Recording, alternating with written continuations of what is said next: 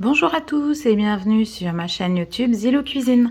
Alors aujourd'hui on se retrouve pour une petite recette de gelée de cassis. Donc nous sommes voilà fin juin. Les cassis dans le jardin ont été assez productifs et me voici avec un grand saladier qui est plein de cassis fraîchement ramassés hier soir. Alors j'ai débarrassé les feuilles, les tiges les plus importantes. Je les ai lavés et maintenant je vais passer tout ça à l'extracteur de jus. Alors moi voilà, celui-ci, le mien, c'est un Simeo NutriJus et je vais m'aider du petit entonnoir pour remplir les pots à confiture. Ça va être plus facile pour mettre tous mes grains de cassis dans l'extracteur. Allez, je vous passe ça en accéléré et sans le son parce que c'est un petit peu bruyant cet appareil. C'est parti. Alors, on va sélectionner les fruits tendres et on y va.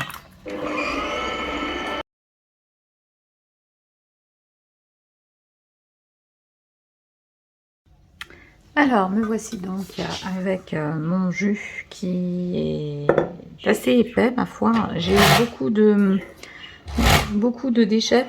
J'ai fait la semaine dernière de la gelée de groseilles, des groseilles blanches et des groseilles roses.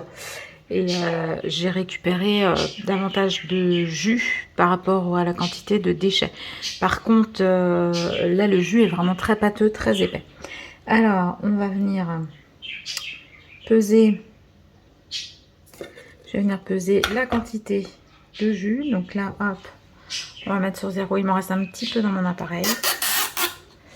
Et on va finir. Mais ça va déborder. Alors, vous voyez, quand je vous dis que c'est très épais, c'est vraiment très épais. Et très gélatineux. Je pense même qu'on va pouvoir rajouter un petit peu d'eau dedans. Parce que... Donc là, je suis déjà à 980 grammes. Hop. Je vais rajouter de l'eau, mais je vais rincer mon appareil. Je vais utiliser l'eau que je vais utiliser pour rincer mon appareil. Et donc là, 980. Je vais arriver à aller, on va mettre 1,2 kg. Alors voilà, je vais bien racler les bords de mon petit récipient.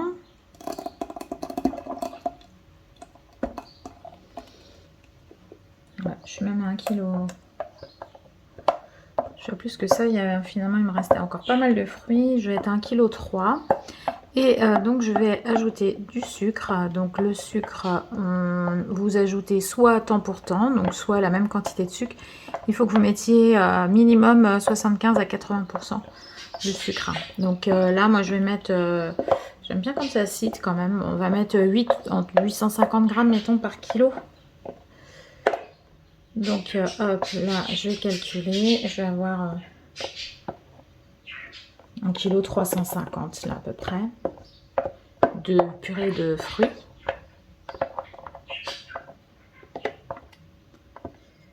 Donc, voilà, je regarde, je pense qu'en mettant 1 kg de sucre. Alors, tout ce qui est plus simple en sucre, hein, parce que... il y a déjà de la pectine dans mes petits fruits, donc c'est pas la peine d'aller rajouter de la pectine ou du fruit ou quoi que ce soit. Donc là, hop, je mets mon sucre, je vais mélanger et je vais faire cuire tout ça. Alors regardez-moi déjà comme c'est épais. Donc je vais mettre sur le feu et on va faire cuire tout ça. Alors me revoilà, la confiture est faite, j'ai écumé, il reste encore un petit peu sur le dessus. Mes pots sont asséchés et je vais commencer à les remplir. Je vais débuter avec vous et puis je vais finir après. Donc je prends mon petit entonnoir comme ceci et je vais les remplir à la douche. Donc là elle est bien chaude. Hop, je vais l'approcher comme ceci. Et c'est parti.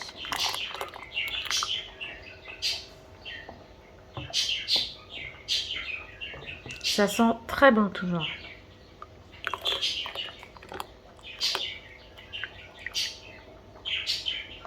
Hop. Voilà. Eh bien, il me reste à mettre le couvercle à bien fermer et je vais laisser mes pots refroidir.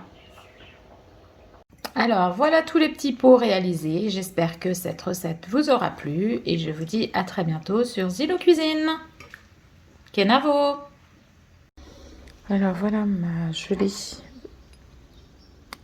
Quelques jours après, voilà, vous allez pouvoir voir, vous voyez la texture qu'elle a. Alors je vais en mettre un petit peu sur le pain. Alors mon pain est bien chaud.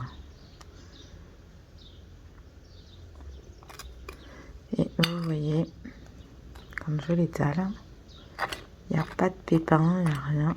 Elle est vraiment nickel et très bonne. Voilà pour le petit retour. Allez, à très bientôt. Kenavo.